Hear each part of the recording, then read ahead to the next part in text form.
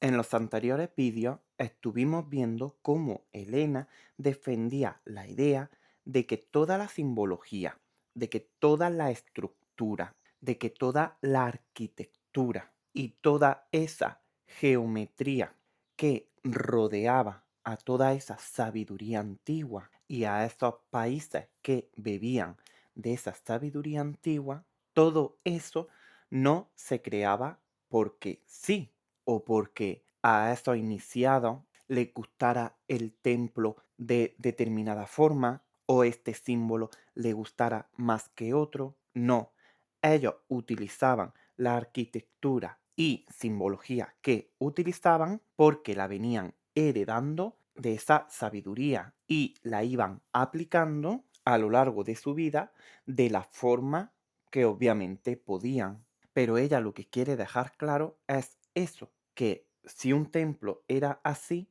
no era así por azar, era así porque esas dimensiones y esos símbolos ya se habían estudiado anteriormente y esas dimensiones, pues por ejemplo, si lo que se quería conseguir era un templo que representase la armonía del universo, pues por ejemplo tenían que tener estas proporciones. Y esto lo aplicaban en varias partes del mundo y en varias religiones que bebían de esa misma sabiduría antigua. Y ahora, a continuación, lo que vamos a ver es cómo ella sigue poniendo de ejemplos a investigadores, a científicos, a historiadores que han dedicado su vida a estudiar este tipo de sabiduría y llegan a la conclusión que llega Blavatsky. Ahora, cuando ella nombra a diferentes sabios, ¿no? Los vamos a llamar así, pero bueno, por sabios, eso, ¿no? Que entendamos, pues, historiadores, investigadores, egiptólogos, científicos que han estudiado esa sabiduría de una forma más materialista y aún así han llegado a esa misma conclusión, ¿no? Pues ella lo que ahora a continuación quiere hacer es decir, no soy yo solo la única que llega a esta conclusión. Aquí hay gente que ha dedicado su vida a la investigación y ha llegado también a esta conclusión. Por eso, aunque no nos detengamos en estos autores o no sepamos exactamente a qué se dedicaron o su contexto o su vida, que tengamos claro que ella los nombra por eso, porque o tienen o llegan a su misma conclusión o simplemente no llegan a su misma conclusión y Elena los utiliza de forma crítica, ¿vale? Ella lo que hace es como si hoy en día yo, por ejemplo, digo, pues yo he llegado a esta conclusión y Blavatsky también llegó, o Carlos Blanco también llegó, o no sé quién, o no sé cuánto también llegó, ¿vale? Así que vamos a continuar con el texto, que dice que por cierto vamos por la página 59, quien quiera seguirlo también en el libro que lo tengo puesto en la cajita de la descripción, ¿vale? Dice, Swigert demuestra el fundamento científico de todos los símbolos mitológicos. Aquí ella lo que está haciendo es eso, ¿no? Nombrando a un autor que dedicó su vida a ese tipo de estudio y llegó a esa conclusión, que es la que venimos trabajando, que todos los símbolos mitológicos tienen un fundamento natural, o sea, que los símbolos, los dioses que hacían, los dioses que representaban todo, no era por el azar o por la imaginación o por decir esto me gusta así y esto me gusta de esta manera. No. Lo que querían representar eran fuerzas de la naturaleza, energías de la naturaleza y que realmente cuando tú estudiabas ese símbolo llegabas a esa conclusión. Pues por ejemplo, el aire, pues lo representaban con un tipo de dios. El fuego o fuerzas como electromagnética, el magnetismo, el éter, todo esto, ¿no? Ellos lo representaban en forma de dioses. Y dice a continuación, el descubrimiento de las energías electromagnéticas ha permitido a hipnotólogos tan eminentes como Ennemoser, Swigert y Barth en Alemania, Dupotet en Francia y Regazzoni en Italia señalar casi exactamente la analogía entre los mitos divinos y las energías naturales. Aquí ella sigue reforzando su argumento de que distintos historiadores, distintos sabios, como hemos dicho antes, llegan a la misma conclusión, de que descubren la analogía, que aquí analogía sería más bien como unión, ¿no? Unión entre esos mitos divinos y las energías naturales, como puede ser atracción, repulsión, polaridad, movimiento, influencia, distancia, corrientes sutiles, magnetismo, etcétera, etcétera, etcétera. Todas las que hay, ellos las representaban con esos mitos divinos. Pero claro, ¿qué es lo que pasa? Que en la sabiduría antigua se conocían muchísimas más fuerzas que en la ciencia materialista actual de esa época. Entonces, claro, ellos en un principio llegaron a la conclusión esa de que, pues como esto no lo entendemos y esto no lo comprendemos y esto no lo conocemos, pues nosotros llegamos a la conclusión de que esto era inventado, de que esto era historia, de que esto pues era simplemente ficción, ¿no? Pero claro, estos investigadores y estos científicos, cuando empiezan a descubrir nuevas fuerzas, nuevas corrientes más sutiles y ven la analogía de esas corrientes y de esas fuerzas con esos mitos divinos, aquí es donde ellos empiezan a decir, ah, pues estábamos equivocados. ¿Qué es lo que pasa? Que nosotros no entendíamos el contexto de esos antiguos, ni teníamos la misma sabiduría de esos antiguos. Y ahí es cuando ellos empiezan a corregir y empiezan a llegar a estas conclusiones de que sí, en realidad esa sabiduría antigua sabía y conocía muchísimas fuerzas antiguas que en la actualidad de Blavatsky no se conocían. Claro, esto Elena lo recoge y esto es lo que está intentando plasmar ahora mismo. Que claro, a los antiguos se les dieron por mentirosos porque representaban fuerzas que en la actualidad de Blavatsky no se conocían. Entonces, claro, ¿qué hicieron los científicos materialistas? Esto es mentira, esto es ciencia, esto no vale, esto son invenciones.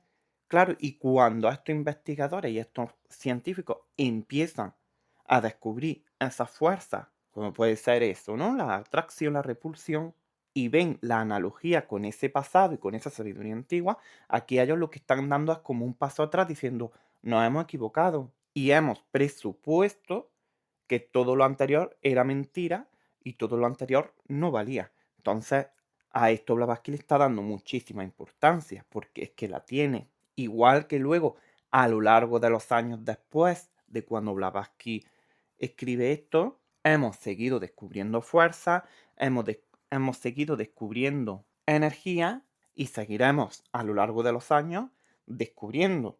Pues a lo mejor si dentro de, en el 3000, descubrimos otra fuerza súper sutil que antes no conocíamos, a lo mejor esa sabiduría antigua ya la representaba en forma de mito, en forma de Dios, en forma de símbolo, en forma de lo que fuera. Y nosotros lo damos por mentira, porque no conocemos ese contexto ni tenemos esa sabiduría. Y sigue diciendo a continuación, el dedo ideico, que tanta importancia tuvo en la magia médica, significa un dedo de hierro atraído y repelido alternativamente por la fuerza magnética. En Samotracia se empleó con admirables resultados en la curación de enfermedades orgánicas. Vale, aquí ella de lo que está hablando es de en una isla llamada Samotracia se utilizaba, ella lo llama dedo ideico, pero no es exactamente un dedo ideico de... Ella lo llama dedo ideico, pero este dedo ideico es como un círculo, es como un aro, ¿no? Un aro de hierro o del metal que fuera. Yo, por lo que he estado estudiando, creo que era un dedo de hierro, o sea, un aro. Ella lo llama dedo, pero es un aro, un círculo. ¿Y qué es lo que hacían con este círculo? Pues ellos lo magnetizaban y lo polarizaban con ciertos imanes, con fuerzas sutiles, con magnetismo, ¿no? Arrimaban imanes o lo repulsaban o lo repelaban.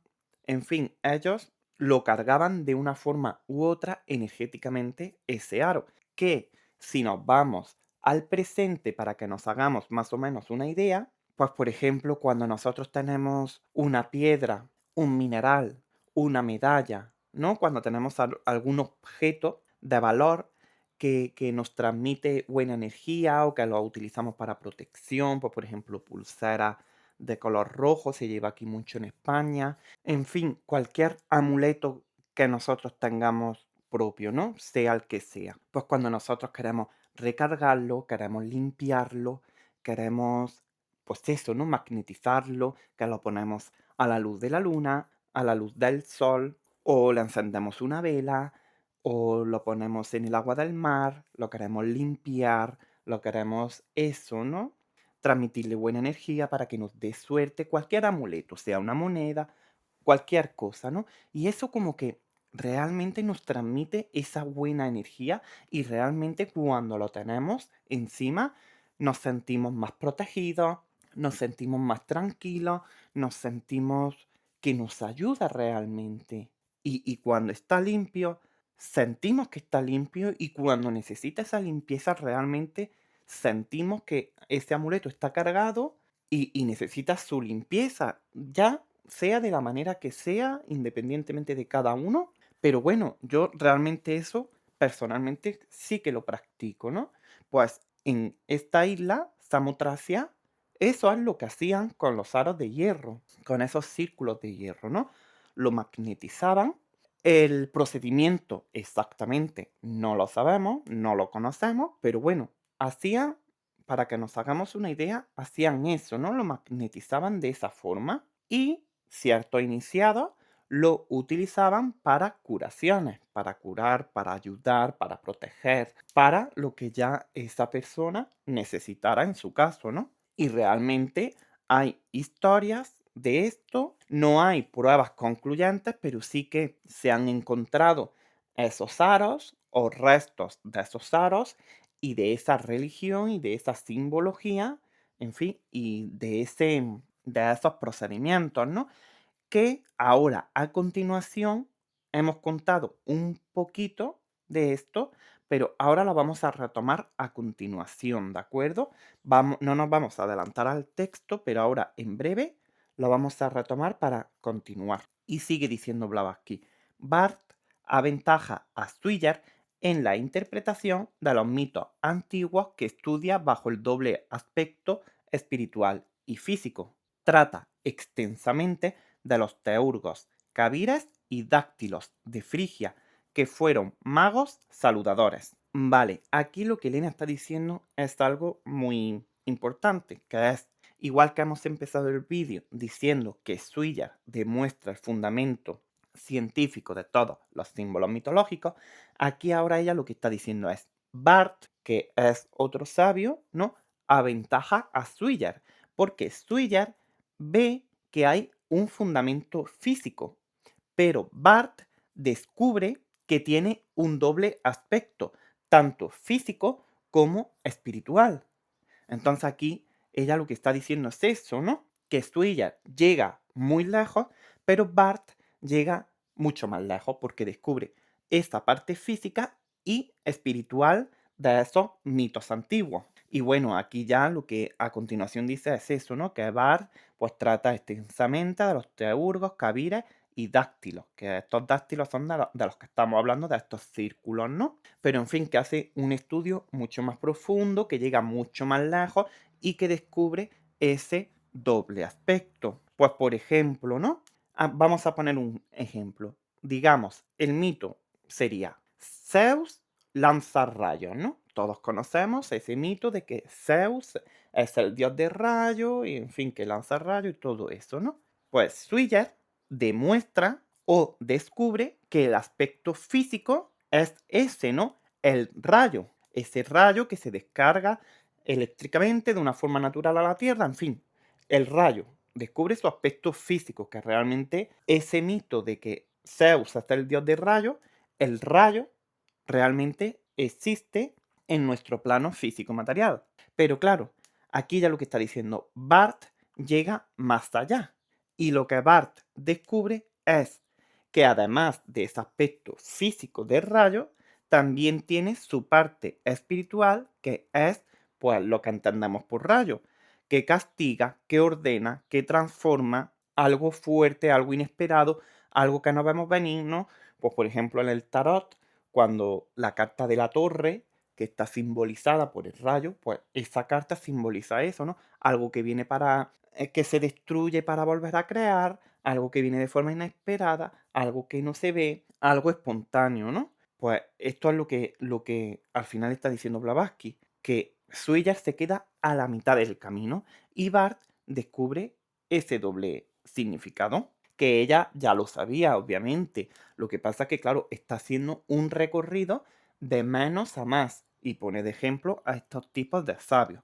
Entonces, para concluir, el mito divino sería Zeus que lanza rayos, el aspecto físico sería ese rayo en la vida real y el aspecto espiritual pues sería esa transformación. Y dice a continuación, a este propósito, dice, cuando tratamos de la estrecha relación entre los dáctilos y las fuerzas magnéticas, no nos referimos tan solo a la piedra imán y a nuestro concepto de la naturaleza, sino que consideramos el magnetismo en conjunto. Vale, y aquí vamos a retomar lo de los dáctilos, ¿no? Y lo del dedo ideico. Cuando hablábamos de ese aro que se magnetiza o ese amuleto, ya sea un aro, sea un círculo, vamos a dejarlo simplemente en amuleto, ¿no? Pues cuando ese amuleto se magnetizaba y se llenaba de buena energía y se utilizaba para curar, claro, aquí lo que Jabart está diciendo es, no se tenía solo en cuenta, aquí ya estamos retomando el tema anterior, ¿vale? De los aros. Aquí lo que está diciendo Bart, y por supuesto lo apoya Blavatsky, es que esos aros o esos amuletos no lo hacían de forma individual o de forma milagrosa que tú dijeras, uy, el aro curador. No, aquí lo que están confirmando y diciendo es que se tenía en cuenta todo el magnetismo en conjunto. O sea, aquí entra fuerza de la naturaleza, rito del iniciado que hacía esa curación, voluntad, presencia, la propia energía del iniciado. Porque claro, todos sabemos perfectamente que una persona a través de su voluntad o a través de su energía puede producir diferentes efectos, ¿no? Porque seguramente, y esto estaremos totalmente de acuerdo todas, hay personas que te producen buena energía, que tú dices, oye, esta persona qué especial es. Ay, esta persona qué buena es. Ay, esta persona tiene que ser, vamos, un ángel.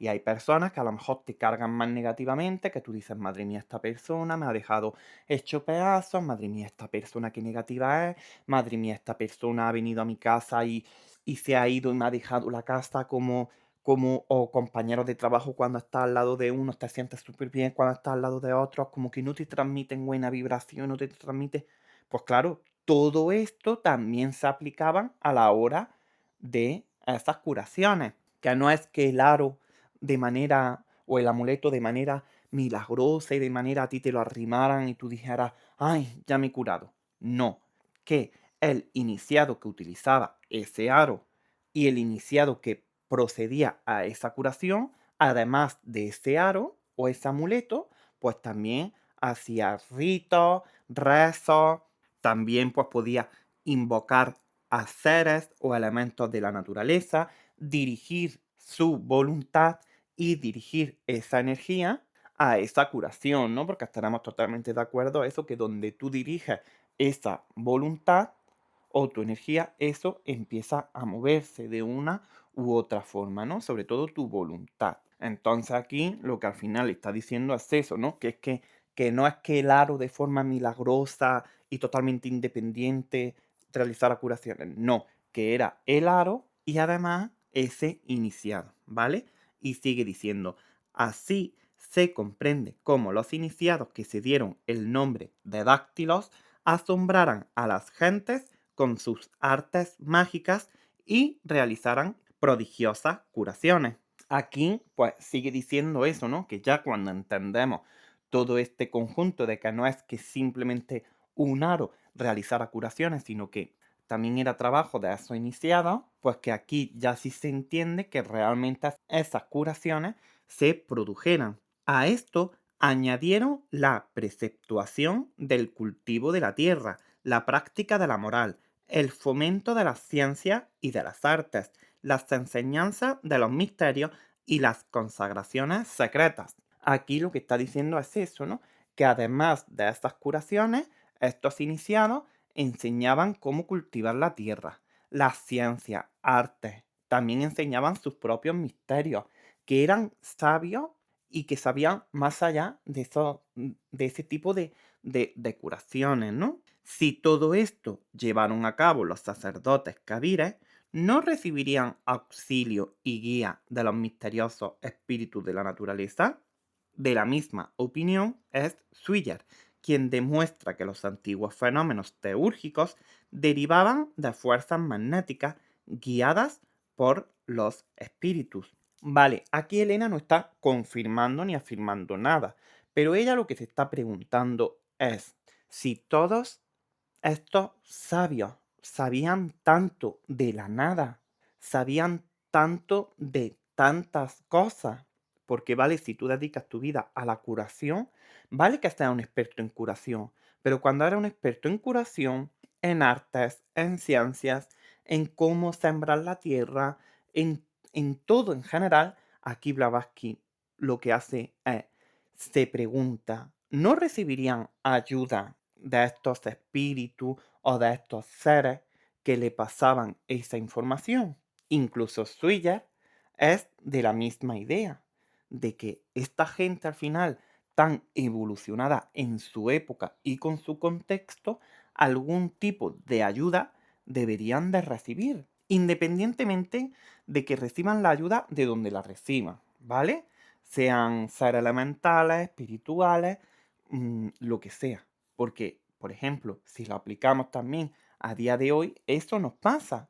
Por ejemplo, con nuestra propia intuición. Obviamente sobre curaciones y que también, que hoy en día también, ¿no? Pero eso menos porque ya lo tenemos más dedicado a la parte científica y el cultivo de la tierra igual, ¿no? Lo tenemos como todo ya muy dividido, ¿no? Pero bueno, por ejemplo, a día de hoy en tu propia vida, tu intuición, esa decisión que sabes que tienes que tomar y sabes la respuesta correcta y a lo mejor de forma lógica dices tú, madre mía, ¿y cómo voy a hacer esto?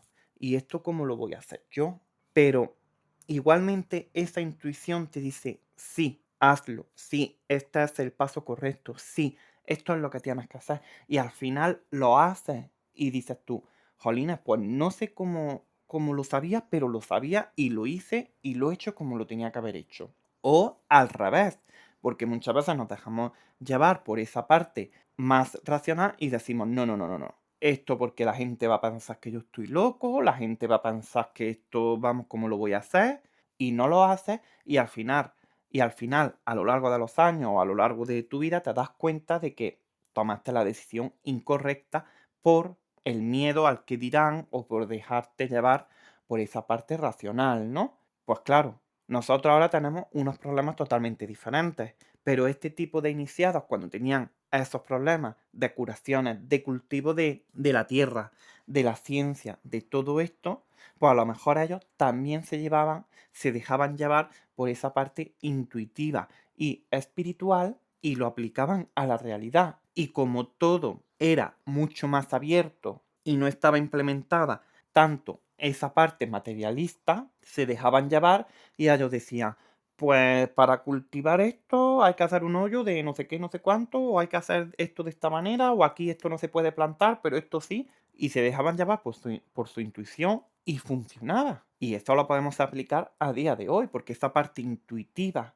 esa parte que te habla y no sabes ni de dónde, se sigue estando. Quizá mucho menos, ¿no? Porque al final esta parte materialista y racional ha engordado el velo espiritual entre nosotros y esa parte espiritual, pero sigue estando ahí. Seguimos estando conectados y hay gente que lo hace con más facilidad y hay gente que por esa misma parte racional materialista, pues le cuesta más o simplemente la tiene totalmente anulada. Pero Y esto también lo dice Elena a lo largo del libro, aunque la tenga totalmente anulada y dormida, sigue estando, porque esa persona sigue siendo, ¿de acuerdo? Entonces al final ella ni afirma ni desmiente, pero ella deja ahí la pregunta como diciendo, esta gente que sabe tanto, ¿por dónde recibirá toda esa información?